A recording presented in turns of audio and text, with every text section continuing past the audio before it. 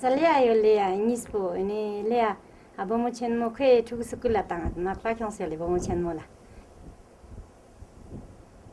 ini kwe chugu sukula tanga lea dukse ya nomo sukula chele ya lea dukse yo ngari bomo chungche ache nomo niska achile chugu nizyo le de kangarang chikchi ya ta jinga chu ta ini balang thi dena jing chue che tini garifchi ka shole yon se balang ma chi re skit potaminu pale ya men nang tanga du gozare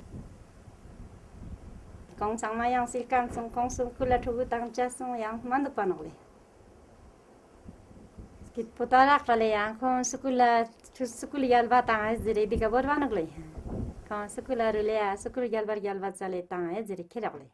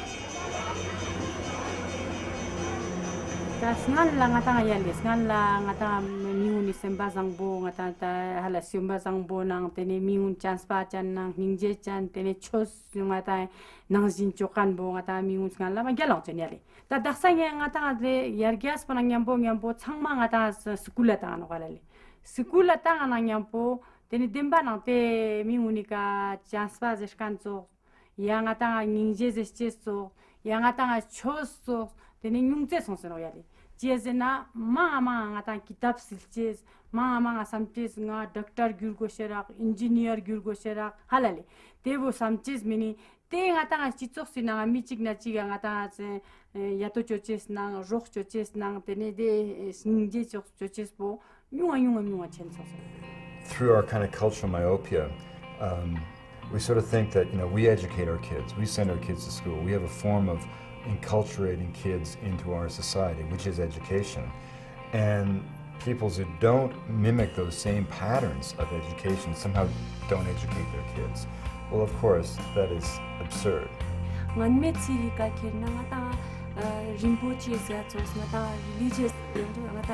chose na tsok se ya de ta ki yontan zera na nya po ha nga chenmo so te pene khop jin dene nge bangla chenmo gya bin nge zuko gari shuli nge gari na yontan ni zakse zuko khorang don tak po khorang so se gyur so ta bana de ki pene churches la yontan chwa tsok shi gya de.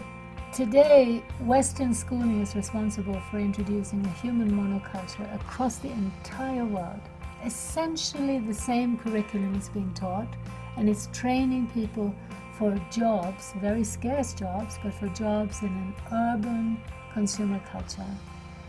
The diversity of cultures as well as the diversity of unique human individuals is being destroyed in this way.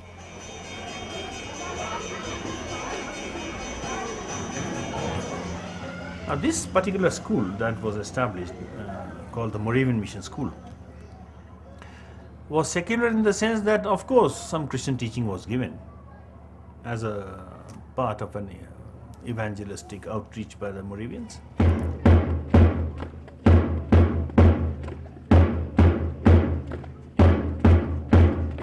In 1887, when the school first started, there were certain perceptions that were wrong. For example, a school started by the missionaries on a street corner must have an ulterior motive of conversion, of teachings that are in conflict with the teachings of the traditional society or the religion.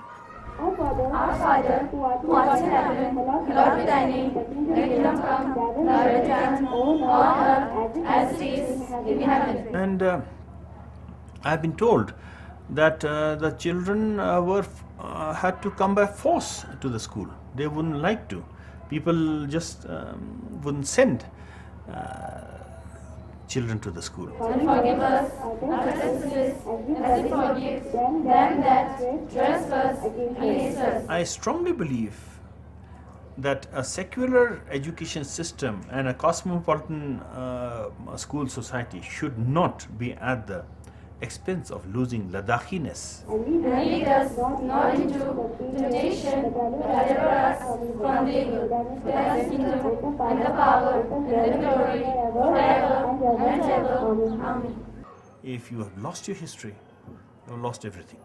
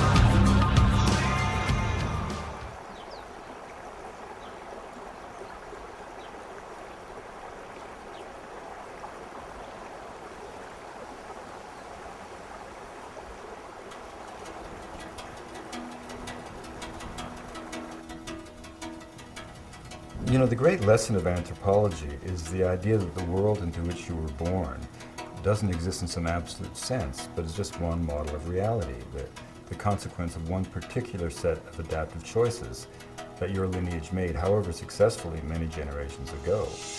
And the other peoples of the world aren't failed attempts at being you, or in our case, failed attempts at modernity.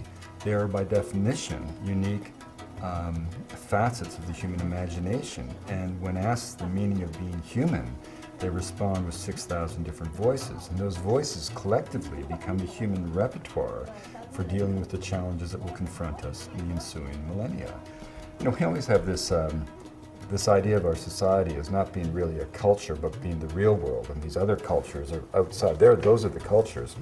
But that kind of cultural myopia we really can no longer afford. And, you know, we aren't the real inexorable wave of history. We're just another set of possibilities. We're just another cultural reality with choices that we've made. And that's why in the whole realm of child rearing and education, I think it behooves us to look at models of enculturation, of initiation, of bringing children to the realm of adulthood that other societies have celebrated and developed over thousands of years of experience. There is no doubt that if we look honestly at the traditional forms of education and compare them to today's modern education system, that the traditional forms of knowledge fostered sustainability. All these cultures were not perfect, but they did know about their own specific climate, soil, water, and they did manage to survive independently, in charge of their own lives, for generation after generation. In the modern economy and with the modern educational system, the children learn nothing about that, but instead they learn how to use essentially corporate products in an urban consumer culture. So once they've been educated in modern schools, they literally don't know how to survive in their own environment.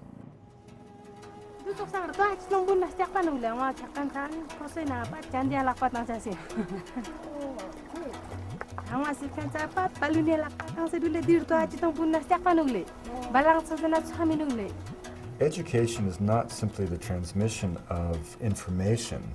It's by definition the transmission and indeed the enculturation, or one could say more harshly, the indoctrination of a child into a certain way of knowing, a way of learning, a way of being.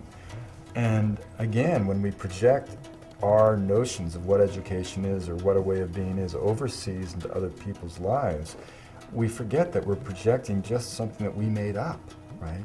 And one of the things that I see in my work is that different ways of knowing, different ways of being, different ways of learning really create different human beings. If you're raised in Colorado to believe that a mountain is an inert pile of rock waiting to be mined, you're going to have a very different relationship to that mountain from a kid from southern Peru who believes in the fiber of his being that a mountain is an Apu spirit, a protective deity that will direct his destiny throughout life. Now, the interesting observation is not whether that mountain is in fact a spirit or whether it's just a pile of dirt. The interesting observation is how the education system into what that mountain is creates a different human being with a different relationship to the earth. I was raised in the forests of British Columbia to believe that those forests existed to be cut. That was the foundation of the ideology of scientific forestry that I was taught in school and that I practiced as a logger in the woods. It was based on the idea that we had to eliminate all the old growth to get some healthy plantations growing in their wake, because after all, the incremental addition of cellulose would be higher in a plant. I mean, but this was a construct. But critically, that belief system made me a very different human being with a very different relationship to that forest than my friends from native communities who believed that that forest was the abode of Hukuk and the crooked beak of heaven. Because of my ideology, my education, those forests no longer exist.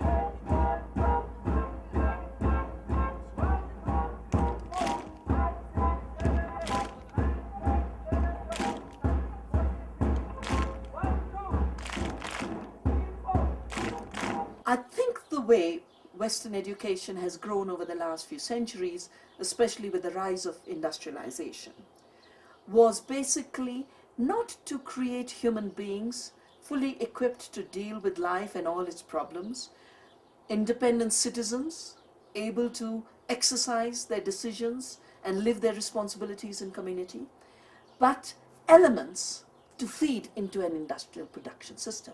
They were products with partial knowledge.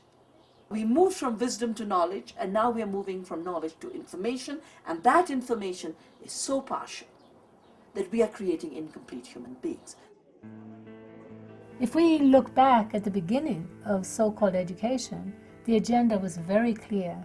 There was an elite that wanted to train people to serve their needs, to essentially create an extractive economy that served the few at the expense of the many. So there's very explicit literature. Very clearly education was there to train a class of people to serve the needs of the elite. When Macaulay came to India, I don't know how many of you know, but Macaulay was the guy who created in the minutes of Macaulay, it's called Macaulay's Children.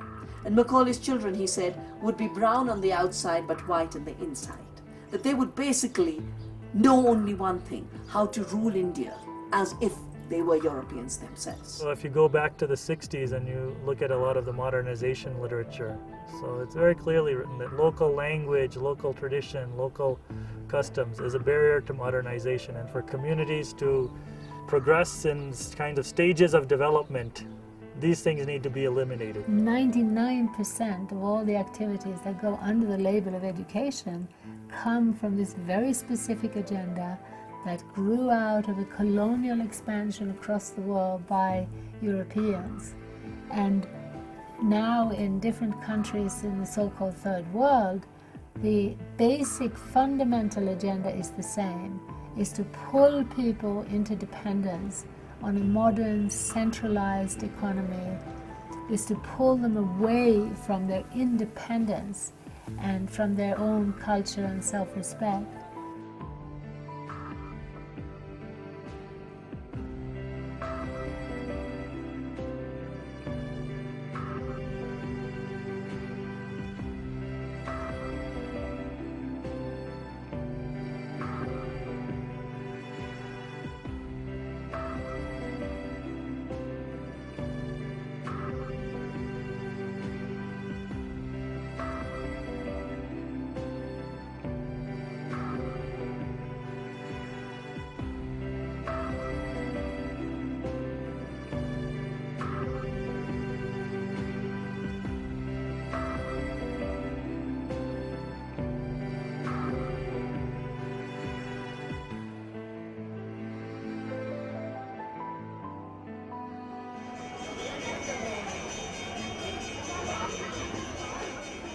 There's actually a very big global program that is going on right now called Education for All.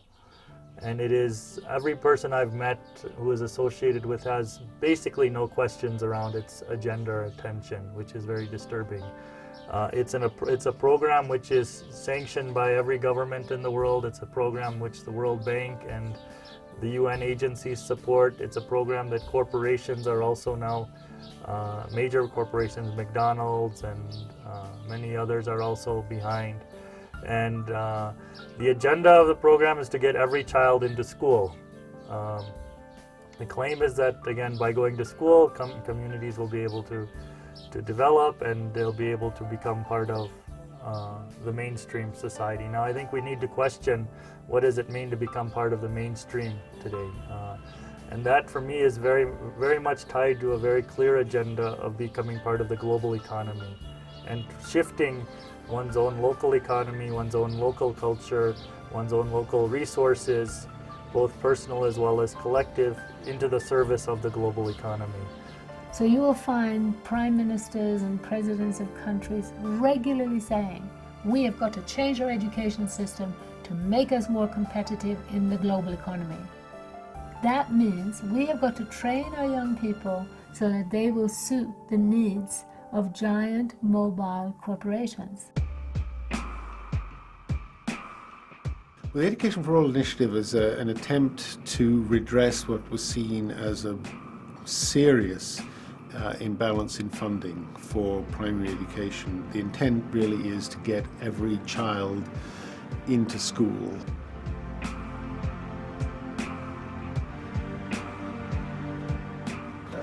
I think we see education as crucial. It's an absolutely necessary condition for sustained poverty reduction. The demand now for education is not just coming from people like the World Bank and outsiders. It's coming from businessmen who are discovering that they can't grow their factories because they can't grow their businesses because there's a shortage of skilled workers.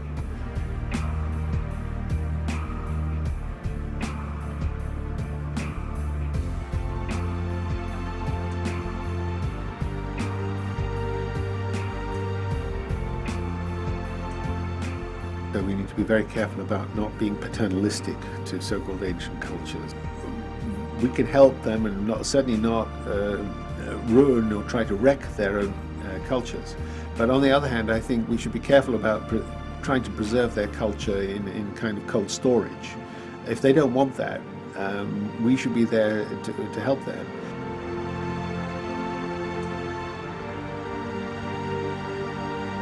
If you tour a tribal area in India and you ask and you sit with a group of women and you say to them, why is education important for your children? I mean, they'll look at you as if you're completely stupid. I mean, well, of course it's important for our children. So you say, well, but why? Tell me why. Because we don't want them to live like we live.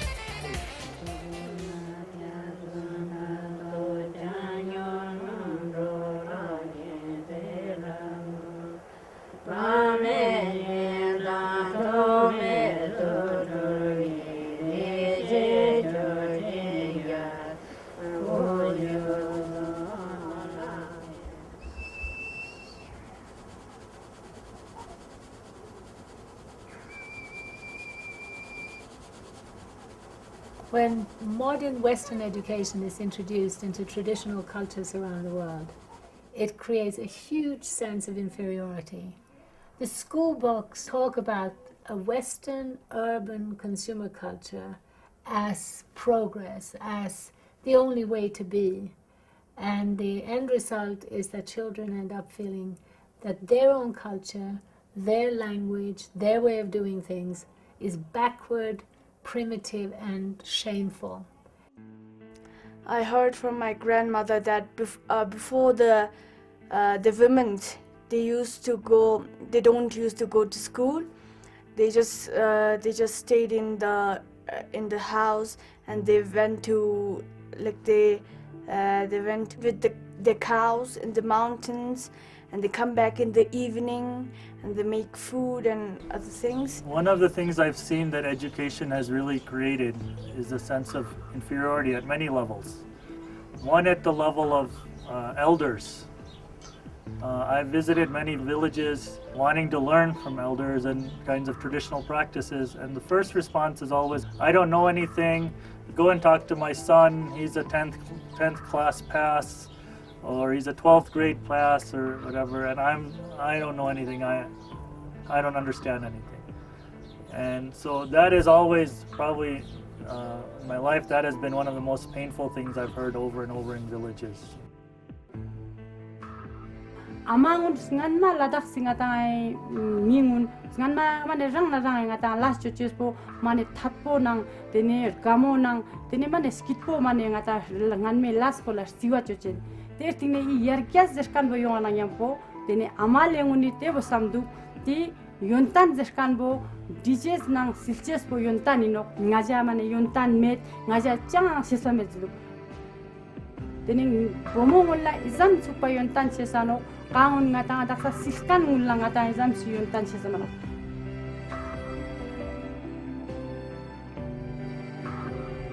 tene kongula nang chang shikong sesano kongule si jon chucho sesano tene amalenguni bal khalche sesano ter dunbina chichira khajir goshejo teo changma amauni juano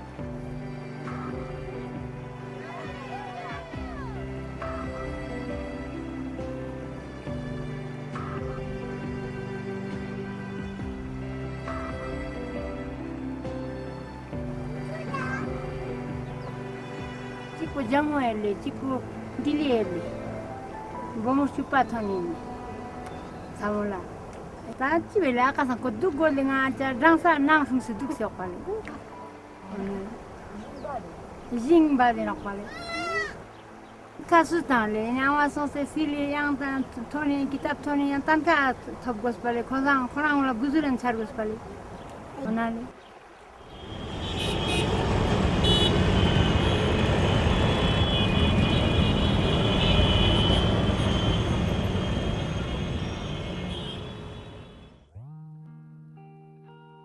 There's a widely held belief today that it is through modern education that we're going to raise people out of poverty. But if we look honestly at what's been happening, we'll see that it's the advent of colonialism, development and aid that have created poverty. In the pre-modern or pre-development systems and economies, you will not find the kind of poverty that you do in the modern slums of Calcutta and Mexico City, Beijing. Today, in most traditional villages, whether it be in China, India or Africa, people are led to believe that the future is this modern urban consumer culture. And they are going into debt. They are selling their houses to give their child an education. The great hope is that they're going to get a good job as an engineer, as a doctor in the modern economy. Less than 10% are succeeding. 90% end up failures. They might get a job as a servant or as a car mechanic, but it is not the glorious life that people had hoped for. Most of the students of Ladakh, they don't do very well. Amongst 10, 2 will be good, more than good. But about the 8, they won't be better. Tene government last top mato pasane tene tugu sangwa pat mane sembas pomet kande tene tugu sangwa mane pat the shonjan of bisele. One of the things is most disturbing to me at a level of actually justice and morality is that you have an institution that is in place globally that is branding millions and millions and millions of innocent people as failures.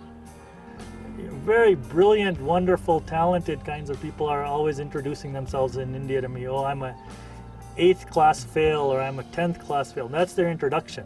What's amazing is that people who are claiming to be concerned with social justice cannot see the huge kind of social hierarchy and inequity that is created through education, modern education.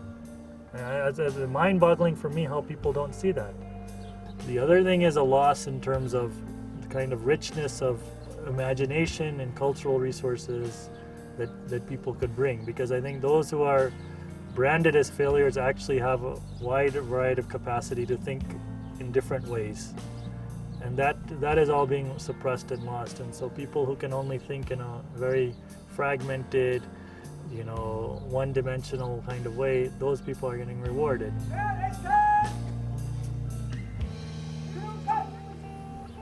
Anybody who claims to be concerned with social justice need to have a serious conversation around that. I come from the central Himalayan region which is called Garhwal. And the women of Garhwal worked very hard to make sure their kids would have schooling. But of course the schooling was the institutionalized schooling of the kind that doesn't teach you anything about your local ecology, your local culture, your local economy, or your ability to be productive. It basically teaches you to be a semi-literate for another system to which you have no entry, because you don't belong to the right class, you don't belong to the right privilege, etc. I now go back to those same villages, and the women said the worst mistake they made was to think that that kind of education would help. That we have a saying in Hindi, "Dhobi ka kutta na ghar ka na ghat ka," that it's the washerman's dog who belongs neither to the place where the washing is done nor to the home. That they're in between people, and they're falling through the cracks of an in-between world.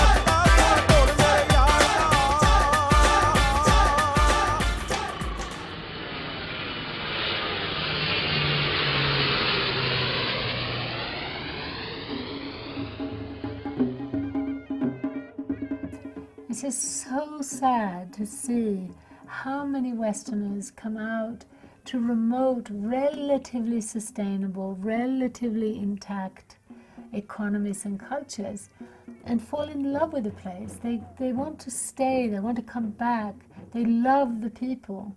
They find the people incredibly happy, incredibly kind, incredibly helpful. And then they want to help develop, bring in Western schooling to improve the lives of these people. Well, my name is Heidi. I come from Germany, from the southern part, that's Bavaria.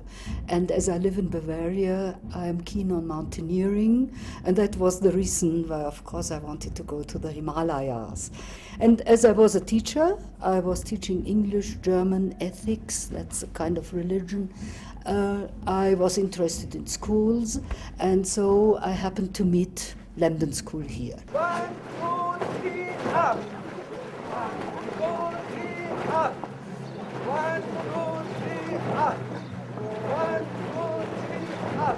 And of course, I got so much from the people here, from their religious belief, from their mentality, the way of compassion, tolerance, that I thought, well, I must do something for this school.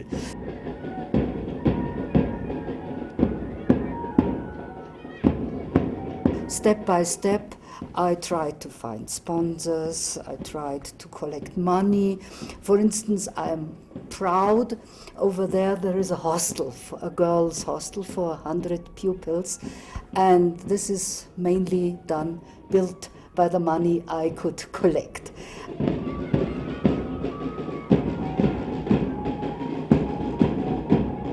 Here is a list of possible reasons why one uses a mirror. First, to check one's appearance. To check one's appearance. Do you do that? Yeah. Mirror for checking. And to look beautiful. To check appearance, yes? You check appearance. Check appearance, not only to see how you look, but also how you are dressed up, okay? Right? How you are dressed up. So you do that, okay? Right. And then to look beautiful. How much important is it? Vanity. Beauty.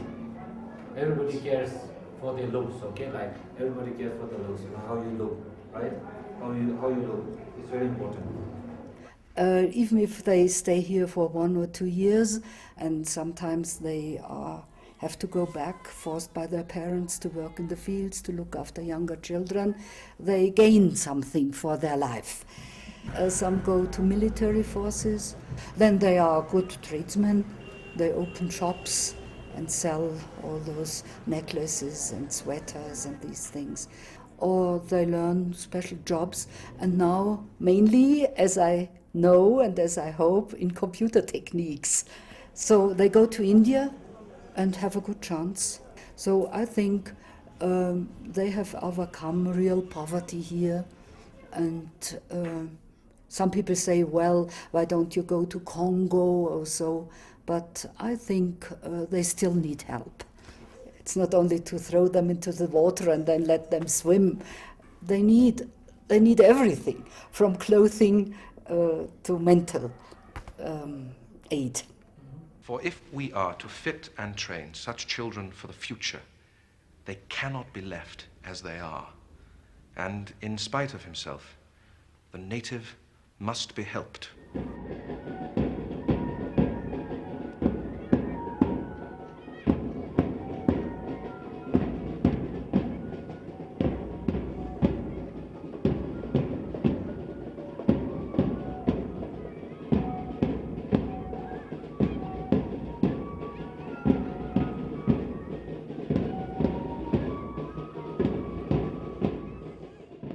When I look at the number of really well-intentioned people who are trying to help other people with this package of schooling and aid, I really don't think that there's any bad intention behind that. I think it's purely out of good-heartedness and a will to help other people. It's just that they don't connect the dots. They don't often stay long enough to really look at the overall impact. And they simply don't look broadly enough. I did my schooling from Moravian Mission School, which is in Leh, which I think is the best school of Ladakh. Starting, I was there in Lamdon Model School Leh until 6th class. I did my higher secondary school in Delhi itself. I've been in Delhi from the past 8-9 years. When I was at the age, when I did my first class, then I was shifted out here. I shifted out here in Mussoorie, then Dehradun, and then Delhi. I don't know about my culture very much. We are not really much aware about our tradition and all. Basically, when students come to Delhi to study, so they're exposed to an environment which is very different from Ladakh. And they tend to forget their own culture. They even sometimes they don't even know how to speak their own language. They forget their traditions, and I think which is not a good sign for Ladakh. Nobody speaks the fluent Ladakhi, which was origin before. But we are here and follow the global traditions, or we are trying to be, we are trying to compete with them. We just after money, money, money.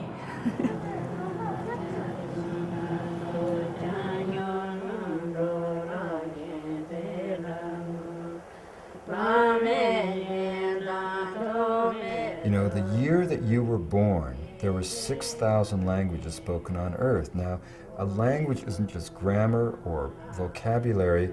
A language is a flash of the human spirit. It's a vehicle through which the soul of every culture comes in the world. Every language, I've always said, is like an old-growth forest of the mind, an ecosystem of thought, a watershed of social and spiritual possibilities. As we sit here, half those languages are not being taught to children. In some areas where we are very strict, for example, speaking in English, My school is English medium school, and every children are speaking in English, and when they are in the playground also they speak in English. In class also, everywhere. In the school we have to speak in English. We are strict that the children speak in English with the teachers in the class and with each other.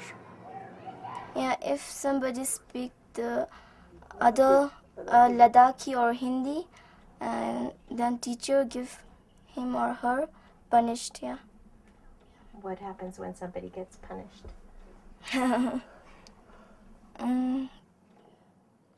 Yeah, it's get the money.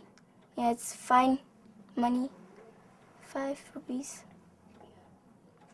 But that discipline inculcates a habit of English. And English is one language that commands the world today. Be it the cyber world, internet, anything, business, you have got to learn English in India. When we go to other countries, it's we have to speak in English. We don't have English speaking. We can't go to other country and speaking. Yeah. It's English speaking is very good. And when I graduate, I will go to other countries. Any country. Where do you think you'll go to study? In Delhi. Will your mom miss you when you move to Delhi? Yeah, I will miss her. Miss my mom. I miss my hometown, really, and my parents, because I've been here, not here properly, but out of my town, about 10 or 12 years. And about a place called Ladakh, you have seen, it's a heaven, really it is heaven, okay? I miss Ladakh too much, because home is home, right?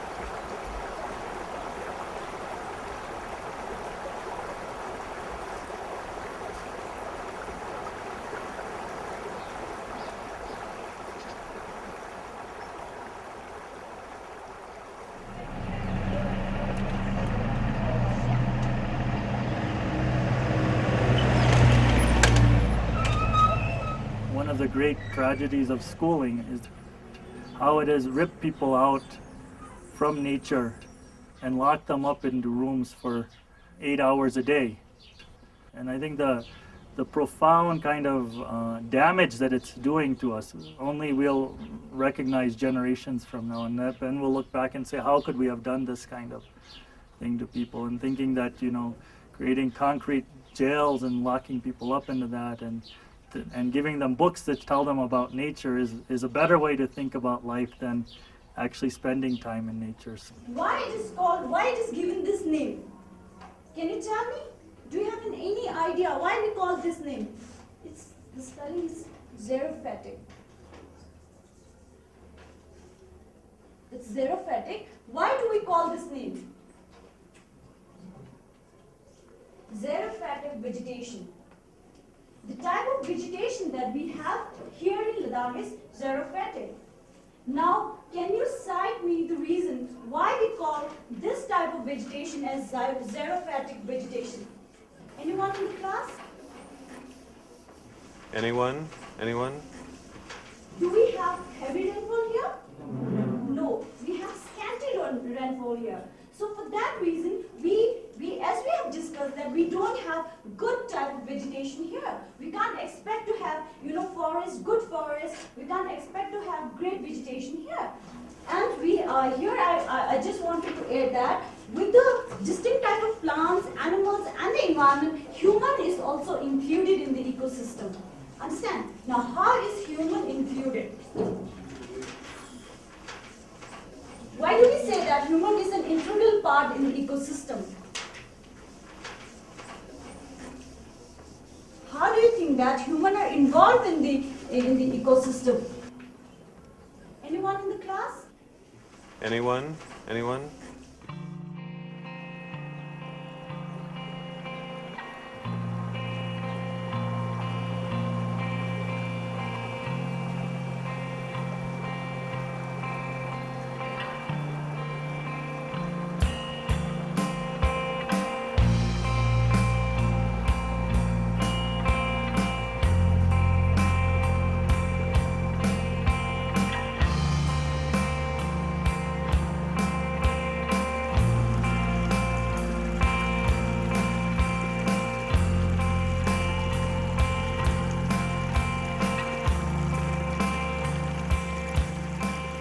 Iralak mo borchesto, ngata chumik lak mo borchesto tola, parang aba ama oni chumil laman lapchin.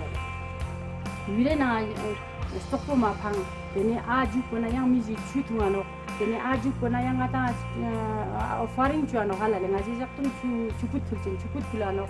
Chugu chun la palate bozera na yapo, chugu chenmo sonsyang te bolusan yale. Te daksa yale ngata yarkes iskan bozelang po, aba ama ngla teze zesi tushik mathobaina. Ya tuni maya nain, tene tezam sik zerang mazebano, nyana mayan pasane, karung sa kozak chustang pasane, mata environment bo tene te chu te sangwa chulung po sangwa stokpo jano yale. Sakyat po ama khor ama toksino senele. Bub nasa senele. Sakyat po khorang bo ngata beng toksino senele. Tene tsumbasane ngata di sakyat po zeshkan bo ngata phache na pura mirap ngata bor ngenche sakyat chino wala. Yontan jana po pena ngachik che yontan jiyoto nge yontan bo tak khuri nge thugo tang ngenchis mano. Ngenchis me kya. Naksa ladak la chiot ngati ri thugu gunile. Ngata thugu mangpe mondu yale ngata zerang ngata molang thos tano legi. Ladak la chiot thonsket po chiot. Ladak la duks te skit po chiot. Chigyal pa pene mang po duk zerale. Chigyal pa ngata las chogos meta samkanji konstan bela tano yale. Tene te fia ngata ama leungla te yose ngatang kaltes I jingbat ne ra ngata nang yodeno ra ngata khampa yodeno ra ngata kharji yodeno no yar kya sonse karu lepto. And the amazing thing, if you think about it, is that biologists have finally proven it to be true what philosophers have always dreamt to be true, which is the fact that we're all brothers and sisters. We are all, by definition, cut from the same genetic cloth. That means that all human populations, all cultures, in general, share the same raw mental capacity, intellectual capacity, mental acuity, whatever. And what that means is that whether a people place their genius into technological innovation, as has been the tradition in the West, or by contrast, into, in the case of the Tibetan Buddhists, into spending 2,500 years trying to understand the nature of existence in what we call always a science of the mind. And why do we use the word science? Because what is science but the pursuit of the truth? And what is Buddhism but the empirical pursuit of the truth? As Mathieu Ricard, a Tibetan monk, former molecular biologist at the Pasteur Institute in Paris, always says that Western science is a major response to minor needs. We spend all of our lives trying to make sure that we live to be 100 without losing our teeth or our hair. And in Tibet, people spend their lives trying to understand the nature of existence. He says all of our billboards advertise naked young children in underwear. Their billboards, which are mani walls, are engravings in stone of prayers for the well-being of all sentient beings.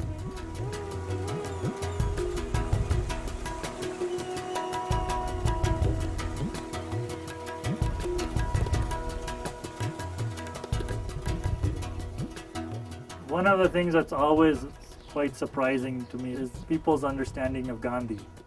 All over the world, people claim to be big fans of Gandhi, and if you actually start to look at what the man wrote, he was extremely, extremely critical of modern education, and particularly Western knowledge. That was something that Gandhi was openly questioning. What is the great contribution of Western knowledge actually to the well-being of life on the planet? And so people misunderstood that, they thought that Gandhi was against the British. And actually, he said, I have no problem with the British, but they need to understand that these systems that have been created all over the world are fundamentally disempowering, dehumanizing, destructive, not only to human beings, to all life on the planet, and they cannot sustain themselves. He said this in 1909. And he said, we're not just trying to get rid of the British and keep their systems. He used a very nice phrase. He said, this freedom struggle is not about getting rid of the tiger, but keeping the tiger's nature.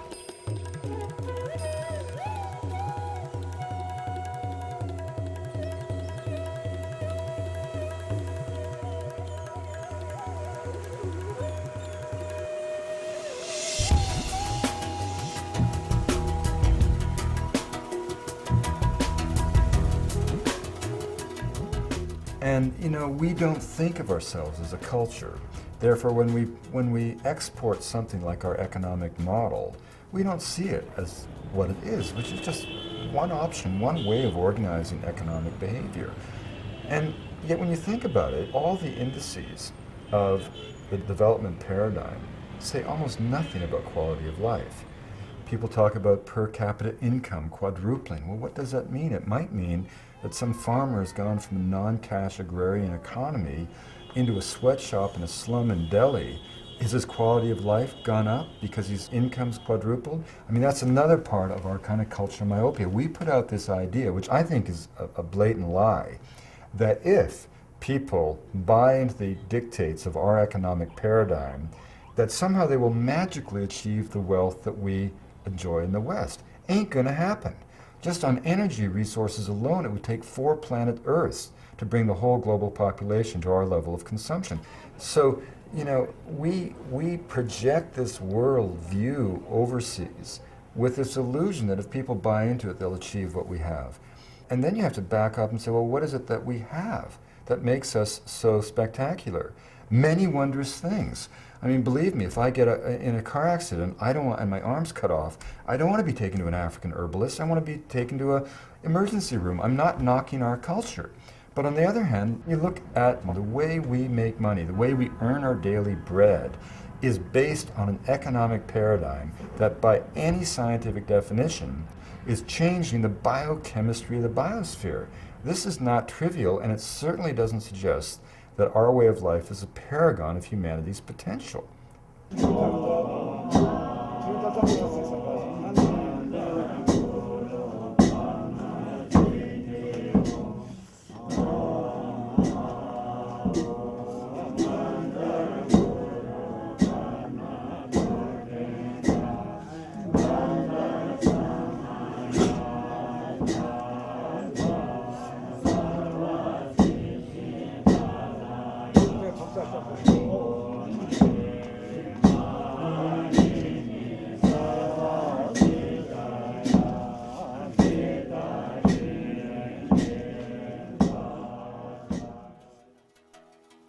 The way for cultures to survive in today's world is not by isolating themselves and cutting themselves off. In fact, I believe that more than ever we need a deeper dialogue between the West and the non-industrialized parts of the world. We need that dialogue because the media and conventional education is perpetuating a lie, basically, about a way to succeed and how we can all attain this glorious, wealthy, luxurious lifestyle. We urgently need to sit down and talk to each other and communicate the fact that this model isn't even working in America, which is the center of this dream. And it's really important that as we think of different cultures, there's this sort of idea that these other peoples, quaint and colorful though they may be, are somehow destined to fade away as the real world, our world, moves on. Nothing could be further from the truth. These cultures are not frail and fragile. On the contrary, they're dynamic, living peoples being driven out of existence by identifiable forces. Why is that so important? It's important because culture is not trivial. Culture is not decorative. It's not feathers and bells. It's not dances. It's not even ritual. Culture is a blanket of moral and ethical values that we insulate the individual with. And if you want to know what happens when culture is lost, and yet the individual survives, a shadow of their former selves, unable to go back to the comfort of tradition and roots, but cast adrift into an alien world where generally the destination is simply the lowest rung on the economic ladder that goes nowhere. You just have to look at the seas of misery that are the demographic centers of the third world.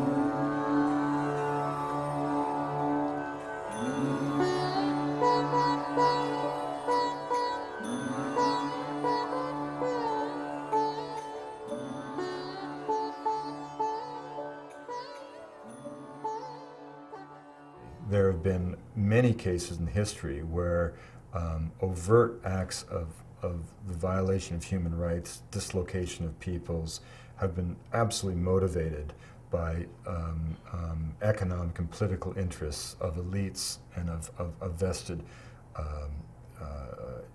power structures. No question about it. I think in a strange sense, the greater threats have come about through the good intentions of those who don't understand that those good intentions may not be appropriate and may reflect just, a projection of our own ideologies. If someone goes to another culture and says, I'm here to educate your children, I mean, that's one of the most outrageous and audacious things you can ever imagine. If you go to that culture and say, hey, we've got some skills that you probably could use. To me, that's the sharing of information that should be both reciprocal and honored. But it's very different for me to go and say, your ways are no longer acceptable. Get with the program, educate your kids in this school, get rid of your superstitious ideas, and accept some of mine. There is an assumption that Western education, Western knowledge is universally applicable, is something that is superior. There's a sense that we have evolved to a higher level of being, and that these people, however lovely they are, they're going to benefit from this superior knowledge. The saddest state of this is of the NGOs, who think that they are actually going in and helping communities by helping them lose their languages and helping them lose their self-sufficiency and helping them, tying them into the global economy and getting them more cash, which ultimately leads to them having less control over their own lives. A lot of them are very well-intentioned, good people who are actually thinking they're doing something good for children and for communities, but they don't understand, I think, the much larger game in which they are pawns. The bottom line is, we're living through a time of transition that it just behooves us to pay attention to. It's like what Margaret Mead said before she died. Her greatest fear was that as we drifted blindly toward this blandly amorphous generic world, whatever it's going to be, we would wake one day as from a dream, having forgotten that there were even other possibilities of life itself. These peoples, these visions, aren't failed attempts at being us. They're unique answers to the fundamental question: what does it mean to be human and alive? And many of those peoples, when they answer that question, they answer it in ways that have allowed them to live sustainably on the planet for, by definition, generations. The species has been around for a long time. Who knows when you want to say it began as a social form? 150,000 years ago? The Neolithic Revolution that gave us agriculture, that's only 10,000 years ago.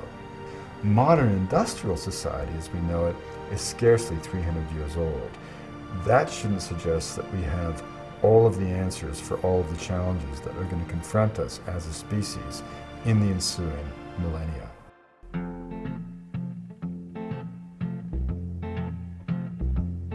Little boxes on the hillside, little boxes made of ticky-tacky, little boxes on the hillside, little boxes all the same. There's a pink one and a green one and a blue one and a yellow one, and they're all made out of ticky-tacky and they all look just the same.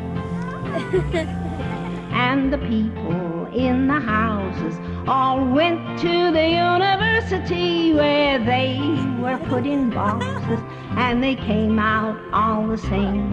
And there's doctors and lawyers and business executives, and they're all made out of ticky-tacky and they all look just the same.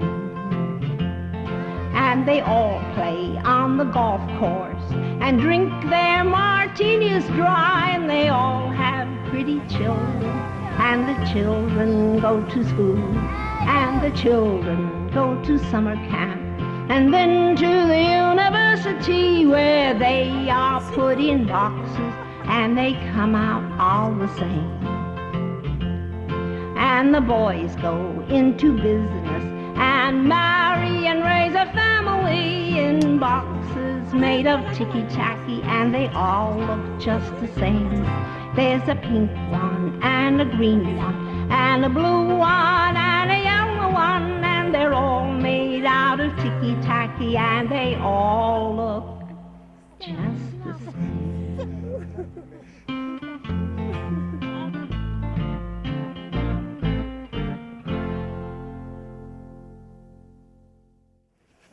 Julie! Yeah, Julie, Julie. Julie.